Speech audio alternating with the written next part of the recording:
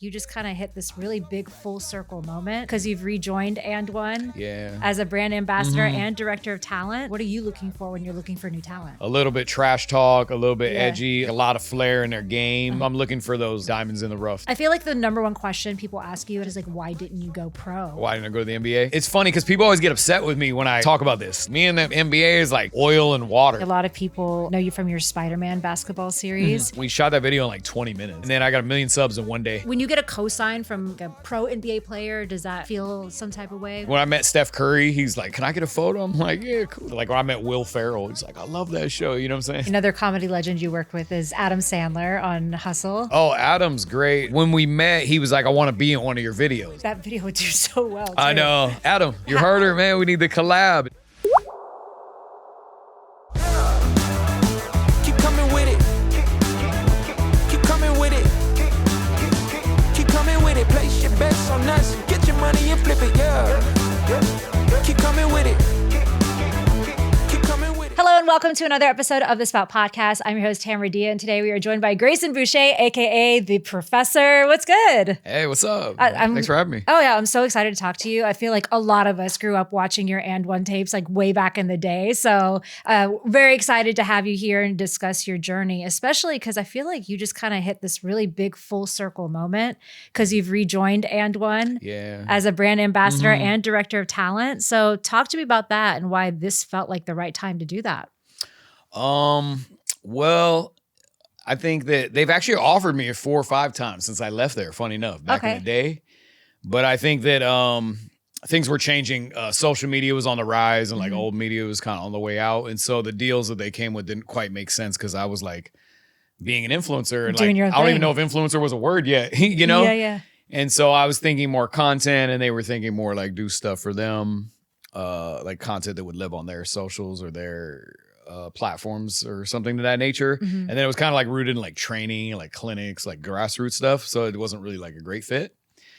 But then I guess the reason now why it's cool is because like having a sneaker deal is just a big deal for like an athlete period, but also like a lot of influencers, if you're like a sport influencer, like don't really have big endorsement deals. So I had one last year with Anta. Right. And that was great too. And then, they're like the biggest brand in China. I actually went to China with Anta. No way. Yeah. This really? was last year, the year before. I can't find anybody that knows about it unless they know Kyrie. Where is No. I went there with Anta. I went to their warehouse. I got to see like how, I was there with Kyrie and his team and like just seeing, I mean, the hype around obviously basketball players in China, which I'm sure you know about if you were over there. Exactly. Yeah. Yeah. No, I've been there a bunch, but I hadn't been there in like 5 or 6 years. So that was really cool. But they basically came with a better deal than Anta, you know, it was a deal that I thought was very adequate. So, it was an honor that they came with a deal like that. And then, I think also the demand, everybody always asks about AND1, like, are you guys going to redo the tour? Or like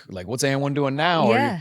Or, and they always ask me that. So we're not revamping the tour. Like right now it's more about like bringing the brand back to the forefront and putting it in more of a cool light because they've been at Walmart actually since like 2013. Oh, it's like the number one sports brand at Walmart. Oh, I didn't know that. Shaq brand and AND1. Yeah, so it's kind of like lived off the legacy for a long time. Okay, but I think they're trying to give it like a little bit of a makeover, you know, and sign a few like influencers, and they sign one of the Knicks, Jose Alvarado. Okay, and so it feels right for the moment, and I was honored that they came with the deal, and look forward to having even more conversations about where to go from here. Yeah. Tell me about the sneaker deal. Like, are you involved in the creative? Are you helping design? Like, when is it releasing? Yeah, we don't have a hard date. So like, it takes a year to make a sneaker. Yeah. So I wanted to put that in there, but it is a 2-year deal. So we're just now starting design for actually clothing. So it's like a signature line with the sneaker. Okay. So we just got into those talks, but I'm only like 3 months into the deal. Okay. So it's like, so it's like super early. I've only done 2 appearances with them. My deal has like 7 appearances on the year, and just started our talks. So really cool team up there that they got. It's obviously a whole different regime from back in the day. Yeah. So yeah, it's been good. Does director talent mean like you're helping to scope new talent? Yeah. So I think our goal right now is like to try to sign like a bunch of like influencer talent, because For a lot of people only follow the mainstream, but there's like so many people are into like sports, like basketball. They call it YouTube hoopers or like basketball influencers. And, it's costs a lot. You want to go after an NBA All-Star, but other brands find it handy to work with like micro influencers or spread it out with a bunch of influencers. So I think they're thinking somewhere in between there, with a few high talent influencers or whatever. So yeah, I share my feedback on that. Okay. Yeah. So like, what do you look for in terms of like someone who has, I feel like people who have probably studied you or studied streetball, like they have handles, but there's also like a charisma that is kind of necessary. I feel like when you're doing streetball, like what are you looking for when you're looking for new talent? I think I'm keeping in mind of like the DNA of the brand, like how it was brought to the forefront in the 2000s and 90s. It's always like a little bit trash talk, a little bit edgy, a little bit, like a lot of flair in their game.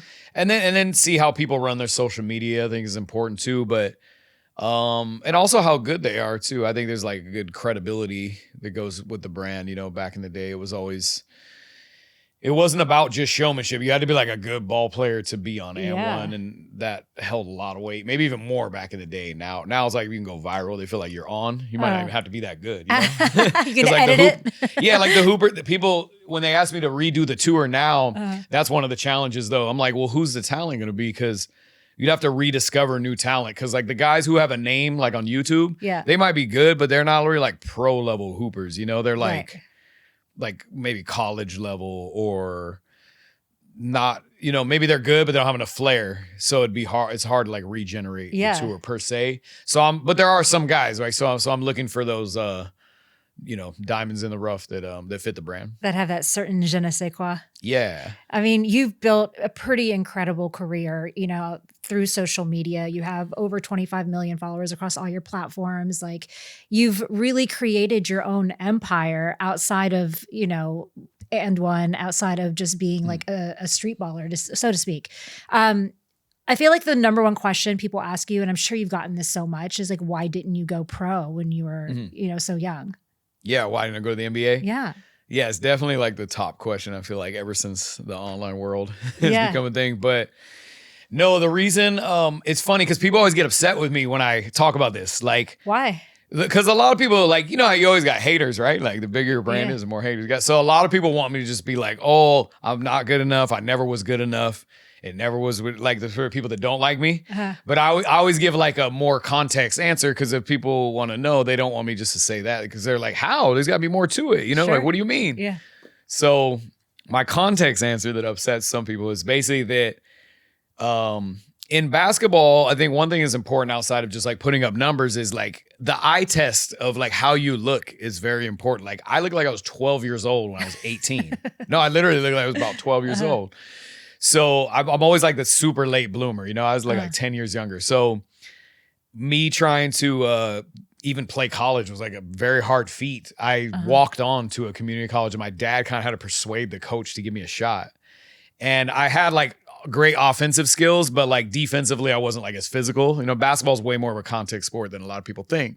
So they felt like it would be hard for me to guard players at the college level. And so like I actually got cut from 3 community colleges and then I barely made like the fourth one that I tried out for, which is like the local one in my hometown that I didn't want to go to because I wanted to like leave, move out of my parents and like leave town. So anyway, I barely played college basketball. Then I played like 3 minutes a game. I was supposed to actually redshirt, but then we had some injuries. So I suited up and I'm the 12th man on the team. If the game was close, I didn't even go in the game. I usually went in when we were like up by a lot or down by a lot, and the people like dunking on us and stuff. Like it's always a hard position to be in, And then after that year, I worked on my skills. Like I was doing 3 a days. I would make 500 jumpers at 5 a.m. before class. Then we'd have open gym at 2:30 where we run 5-on-5. Then I'd hit the weights and then I'll work on my game again in the evening. Wow. So I'm just like fully locked in. I was always like a basketball nerd. I always had great offensive skills, but never really got the opportunity. Those kind of skills were more valued in the inner city, not so much in like the suburbs, because the suburbs is like a lot of white kids and they're running like Princeton offense. It's like hard to explain. The basketball's more like Hoosiers. It's less like above the rim, you know? and so like they didn't really trust me to play like that, right? Because like it didn't fit the mold for what they were looking for. It's more like that's how players play in the NBA, or like people were trying to make highlights on AND1. Yeah. You know? And I was a fan of that before I was on there. So anyway, playing, even though I got second team All-State my senior year, I transferred to some like small school and had a great year. I didn't get any college offers. I barely played college basketball, but then I improved 300%. And then AND1 came around and they were actually looking for talent to try out before their games. And then little did I know, it was a reality show to try to get one person to win a contract with them. And so I ended up winning. When I went there, it was like my moment, all this preparation. What do they say? When preparation meets opportunity, success can be had. So that was like my opportunity with all that preparation. And I didn't even know I got as good as a Division I player, but I didn't even know that, you know? So I'm very green a little bit, like too green to make the NBA. Like usually a player makes the NBA. He plays 4 years, 2 or 4 years at a Division I school. And then like he very much knows how good he is. He's probably training with some ex-NBA players, or an ex-NBA player is guiding him. And then, you work out with NBA teams and you get into the draft. So I'm like at the bottom of basketball, I'm super underdog. So like playing the NBA just like wasn't even in sight. So I won the season 2 AND1 reality show. I signed an endorsement deal. No more college eligibility after that. That's a big thing too, right? Okay, so gotcha. you played 1 year. I was a bench warmer, of course. I signed that pro deal. You know what I mean? And then we thought AND1 was going to be around forever. And you could argue that's way cooler than any college. Like the college D1 players want to play on the mixtape tour. Yeah. NBA players want to play on the mixtape tour. This is like a huge thing in basketball. So that's my journey. I'm from underdog to like living my dream, but signed away my eligibility. And then once I was on AND1 for a couple of years, we had an NBA player who was our coach, actually. This guy named Steve Burt. He was like playing the NBA in the 80s.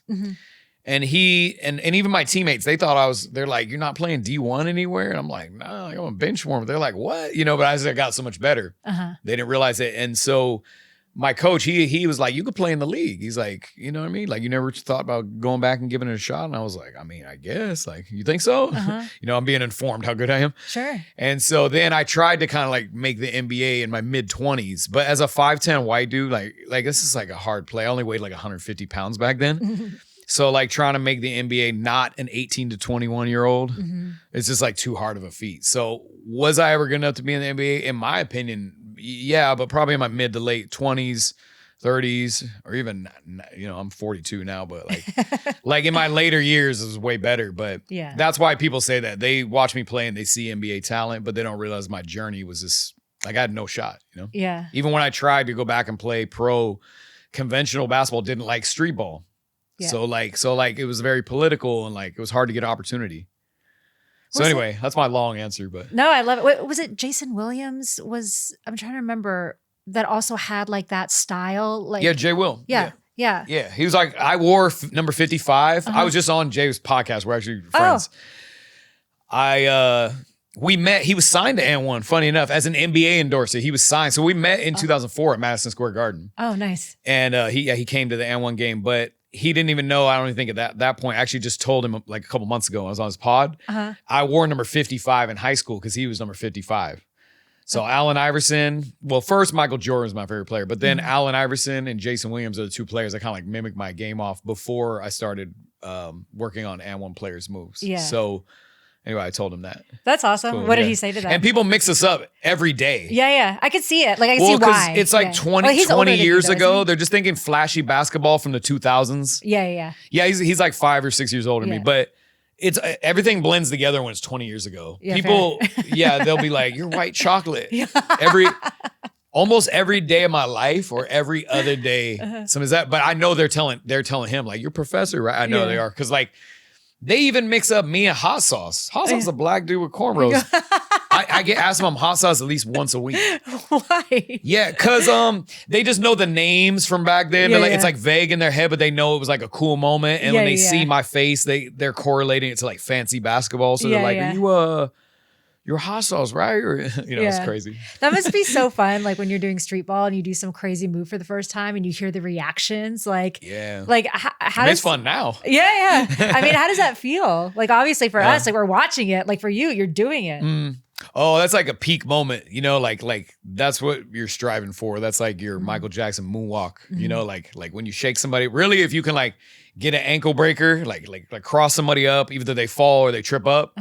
And then you drive to the basket and you actually throw an alley-oop to a dunker because the alley-oop like gives that double like that loud crowd moment. So that's what you strive for. So do you like study other, like how are you making these moves? Like these ideas, like where are they coming from? A little bit everywhere. I think like for me when I was younger, I watched my favorite players. I started off with like the Allen Iverson crossover and Tim Hardaway had like amazing crossover. And then I was a fan of AND1 before I was on there. That's the trippy part. I got on AND1 a little bit before the halfway point. But I was looking at Hot Sauce and AO and Headache and Sick. These are my favorite players. And basically, just mimicking their moves. And then today, it can come from anywhere. I'll see like a move somebody did in China. Like my latest move was like somebody did it in China. They're very creative and they still think street ball. Like in the States, street ball isn't really as much of a genre. It's more like either you're a YouTube basketball player, overseas, NBA. There's not really like street ball per se, but in China, they actually were inspired by my early YouTube videos and like it's a genre still over there. So like they're constantly trying to think of new creative moves and ways to like go viral and stuff.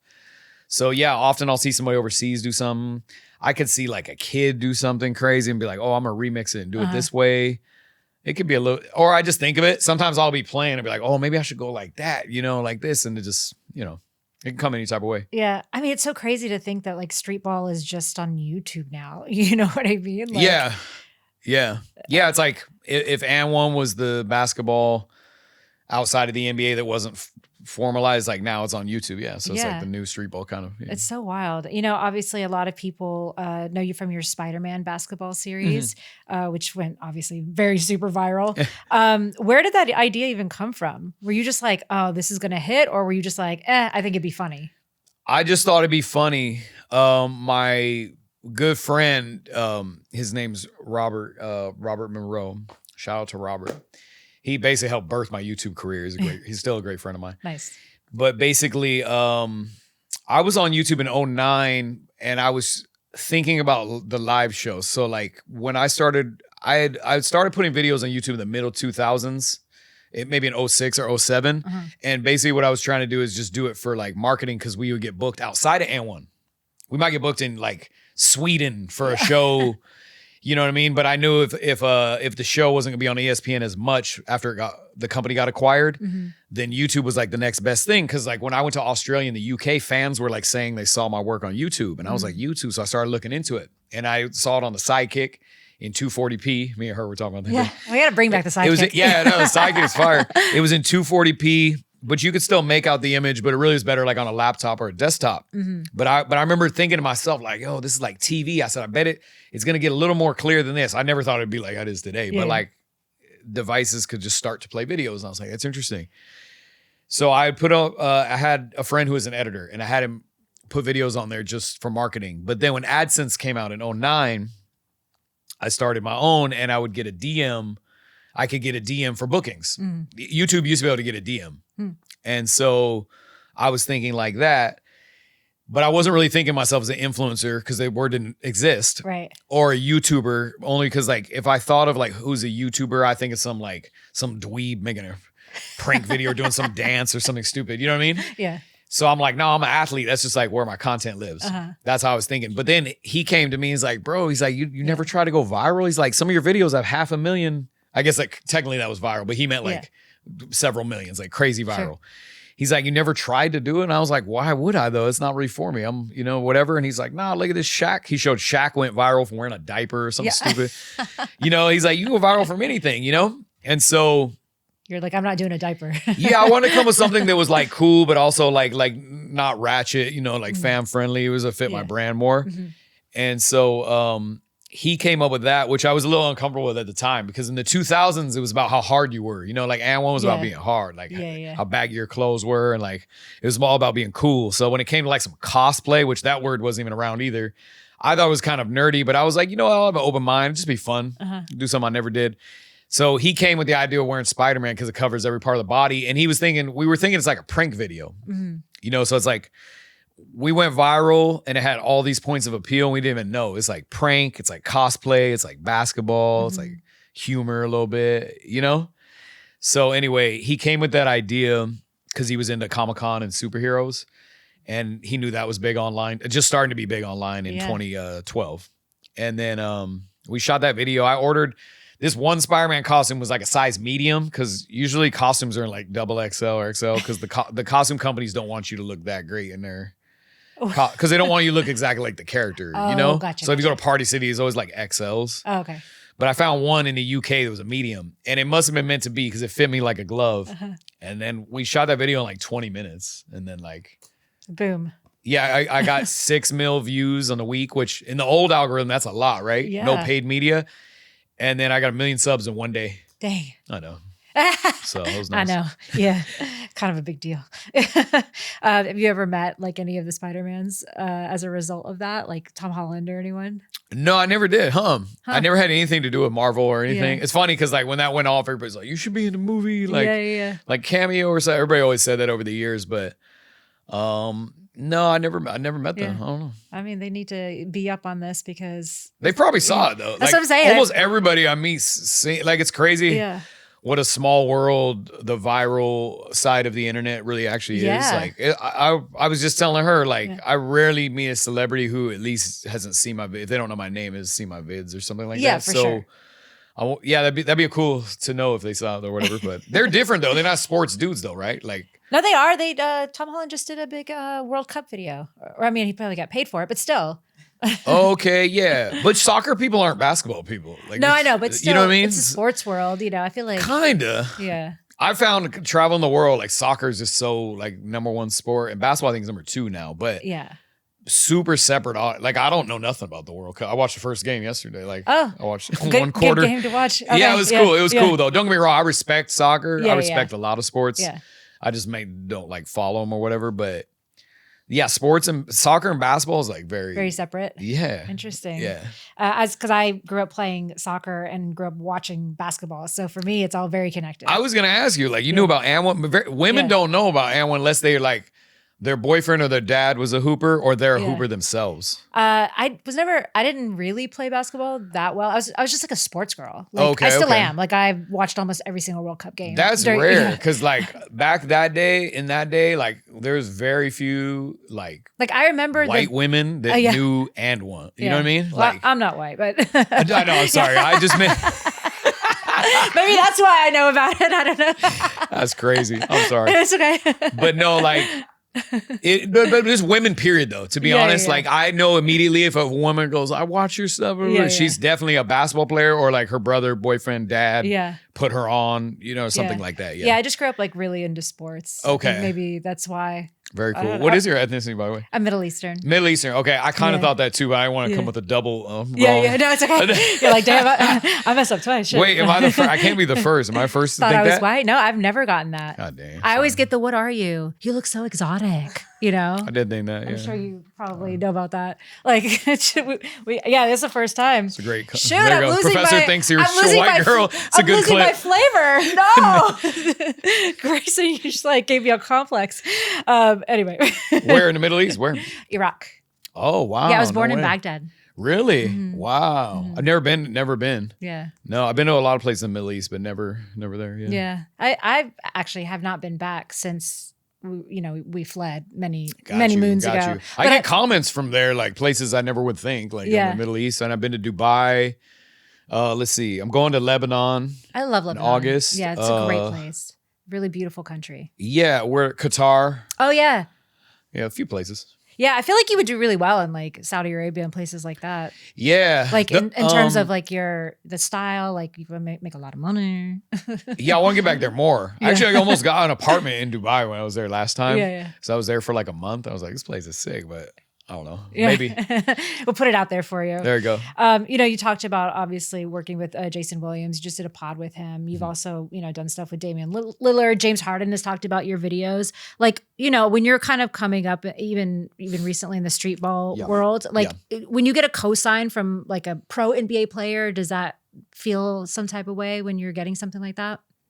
Definitely an honor. I think like when it first started happening, it was more of a trip because like for me, I just could never make the NBA. Me and the NBA is like oil and water. Like I don't even play in the celebrity game. I never made the NBA celebrity. It's like everybody's like, why? And I'm like, I don't know. I mean, at minimum, the celebrity game. Yeah, it's crazy. That's why I joke with people. I'm like, I can't make the celebrity game. But I don't know. It's crazy. So sorry. The fact that was a thing to come full circle, and now every NBA Hall of Famer is even like, I watched you growing up. Like when I met Steph Curry, he's like, can I get a photo? I'm like, yeah, cool. Like it was like 2012 back in the day. But that's pretty crazy. Steph Curry being like, it was more crazy too, because when we were on AND1 back in the day, we knew it was big. We didn't know like everybody watched it. You know what I mean? Yeah. Like people who wouldn't even like when I met Will Ferrell, he's like, I love that show. You know what I'm saying? Like so. Will Ferrell is a fan of AND1?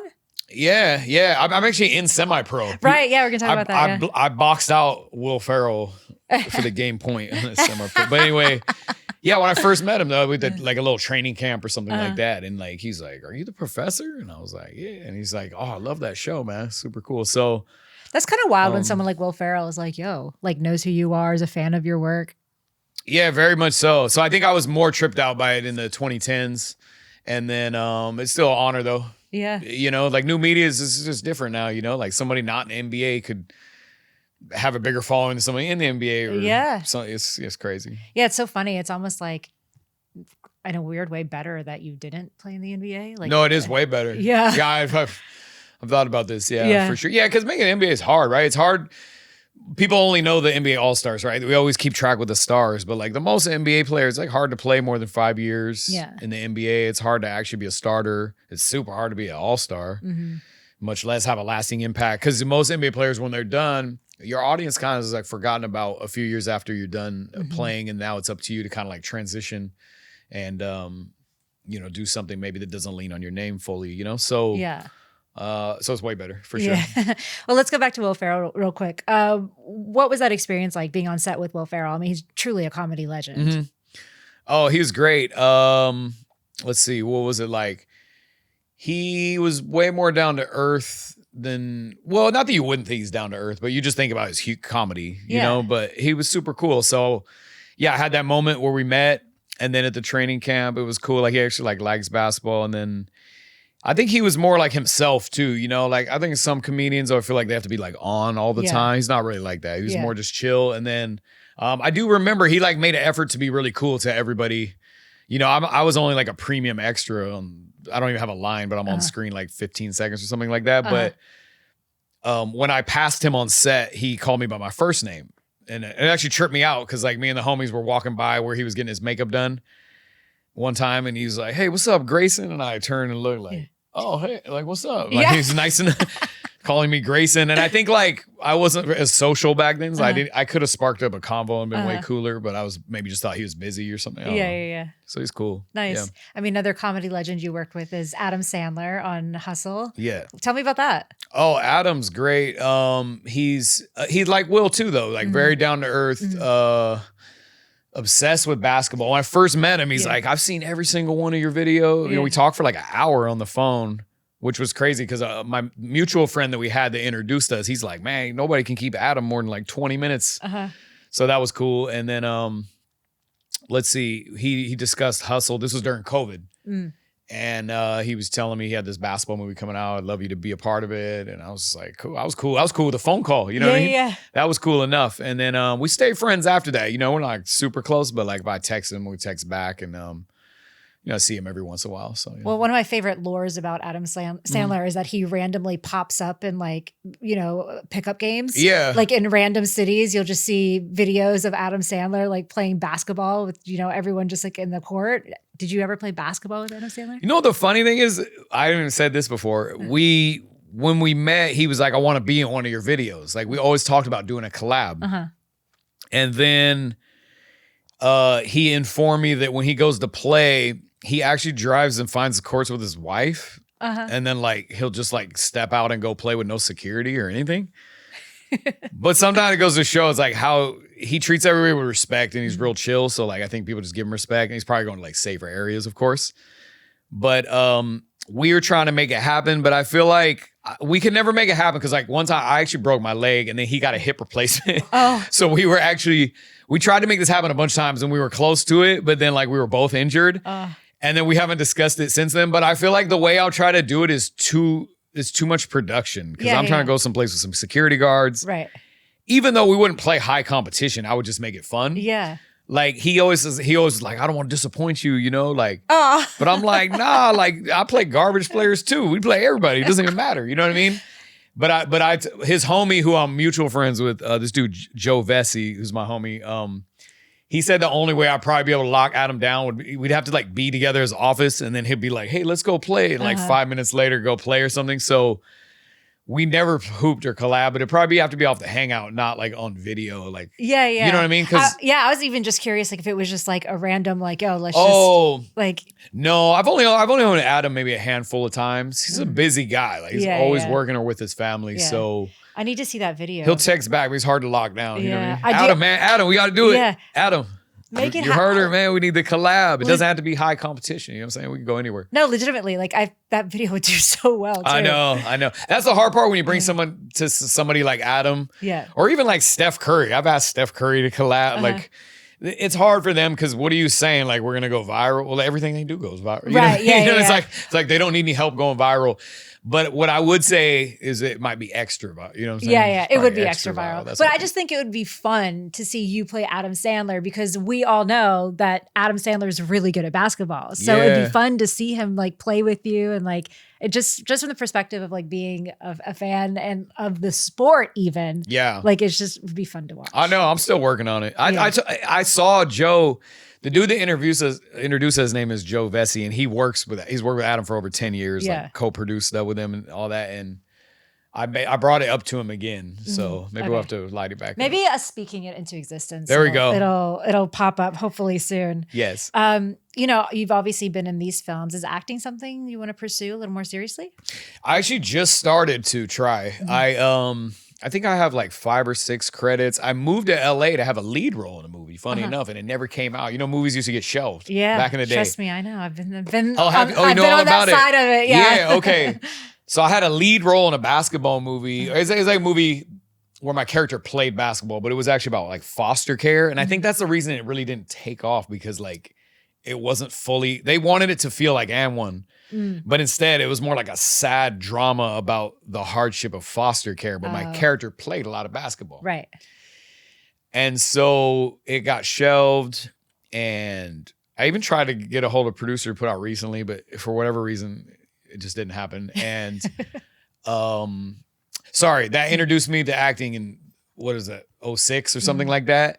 And then I would always, every few years, get a call for something to be in either as a basketball player or myself.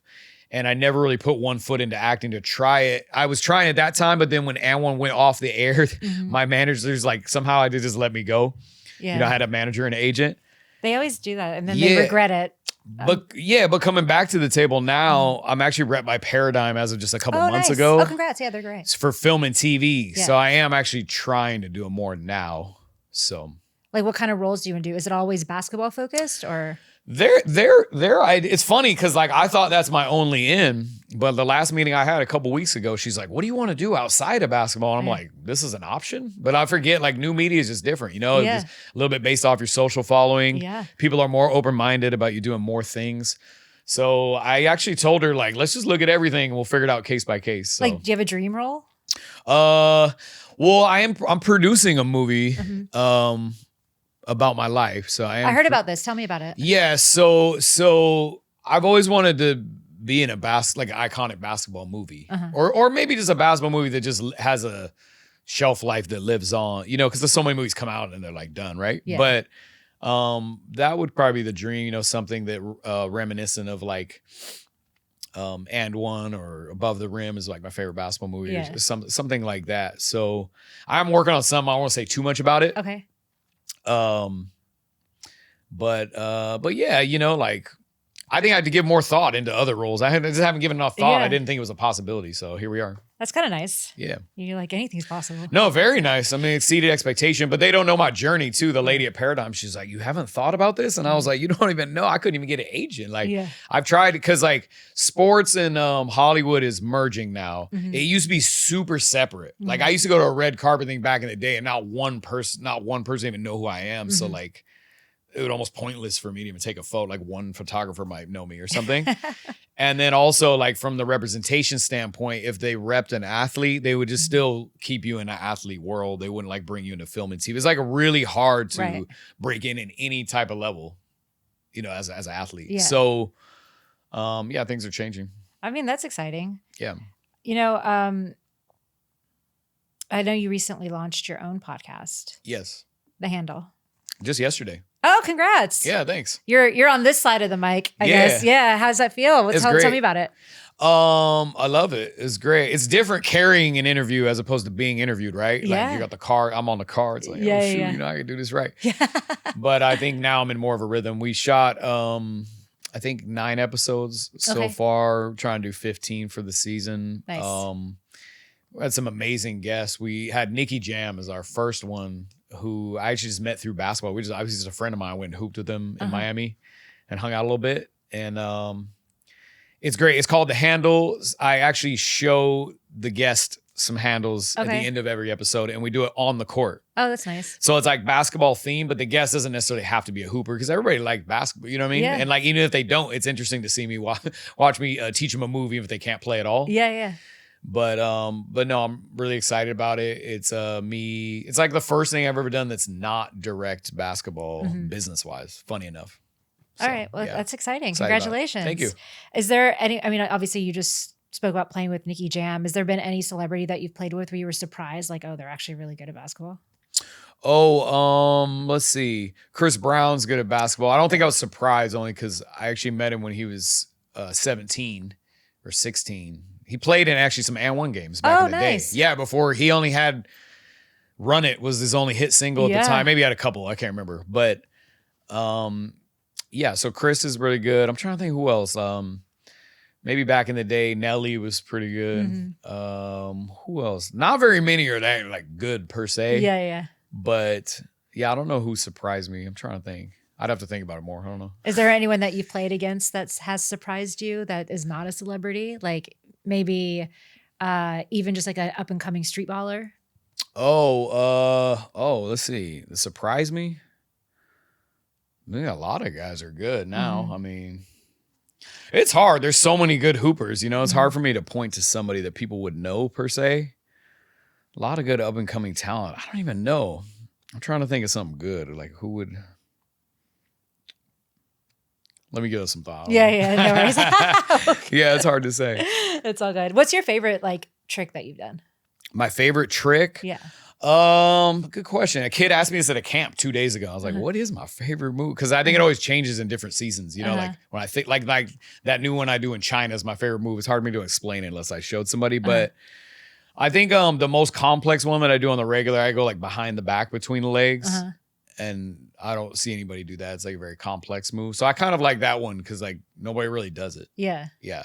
Is there a trick that you've tried to do that you just haven't been able to?